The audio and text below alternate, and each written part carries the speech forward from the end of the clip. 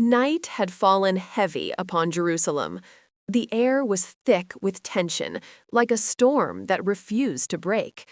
In the courtyard of the high priest, shadows danced against stone walls, flickering with the light of a dying fire.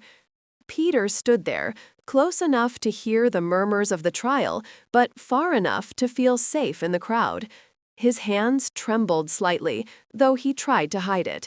Just hours before, he had drawn his sword to defend Jesus. Just hours before, he had sworn, "Though all may fall away, I never will." But now, the night had changed everything. They had taken the Master, bound, beaten, and silent. The one who once calmed the sea now stood surrounded by hate, and Peter followed, torn between courage and fear.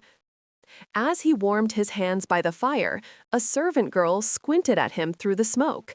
"You," she said, pointing, "you were with the Nazarene." Peter's heart seized. "I don't know what you mean." He turned away quickly, his throat dry. Another voice rose, firmer. "This man is one of his followers." "I am not," he snapped, stepping back. His eyes darted toward the hall where Jesus stood on trial. Then a third accusation came, clear and cutting. "Surely you are one of them. Your accent gives you away." Peter's pulse pounded in his ears. "I swear I do not know the man." The words tore from his mouth before he could stop them. And then, the sound. A rooster crowed. It was not loud, but it pierced the night like judgment itself. Peter froze. His eyes lifted toward the doorway of the high priest's chamber. In that moment, Jesus turned and looked at him. Not with anger, not even disappointment. It was the look of love that remembered every promise, every failure, every longing. The look that said, "I knew you would fall, but I still chose you." Peter stumbled away, choking on grief. He ran into the darkness, his chest heaving, his soul breaking apart. He fell to the ground outside the city walls, where no one could see him, and wept. The man who once walked on water now drowned in his own tears. Days passed. The crucifixion came and went. The tomb stood silent. Hope seemed buried with the Master. But then came the third day. And when the women returned shouting, "He is risen," Peter ran.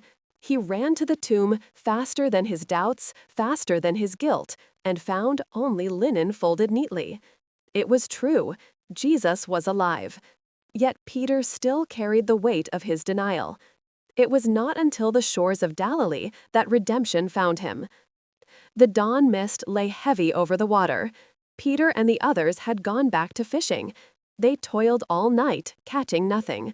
Then a voice from the shore called, "Children, have you any fish?" "No," they answered. "Cast your net on the right side," the voice said. When the nets overflowed, John whispered, "It is the Lord." Peter didn't wait. He threw himself into the sea, swimming hard toward the shore. And there, beside a small fire of coals, stood Jesus. "Bring some of the fish you have caught," he said. "Come and eat." After breakfast, the silence lingered. The same kind of fire burned now as the one where Peter had denied him. The memory must have been unbearable. Then Jesus turned to him. "Simon, son of Jonah, do you love me?" "Yes, Lord, you know I love you." "Feed my lambs." A second time. "Simon, son of Jonah, do you love me?" "Yes, Lord, you know I love you." "Tend my sheep." And then the third time. "Simon, son of Jonah, do you love me?" Peter's eyes filled with tears. "Lord, you know all things. You know that I love you." Jesus smiled softly. "Feed my sheep." 3 denials, 3 restorations. The flame that once flickered in Peter's heart burned anew. The man who fell became the man who stood for generations. From that moment, Peter never looked back. He would preach before kings, suffer for truth, and die a martyr's death. The same voice he once denied became the message he carried to the world, because grace had rewritten his story. Lessons. The sound of the rooster is not condemnation, it is awakening. God can rebuild a soul even from the ashes of failure. Redemption often begins at the place of your deepest regret.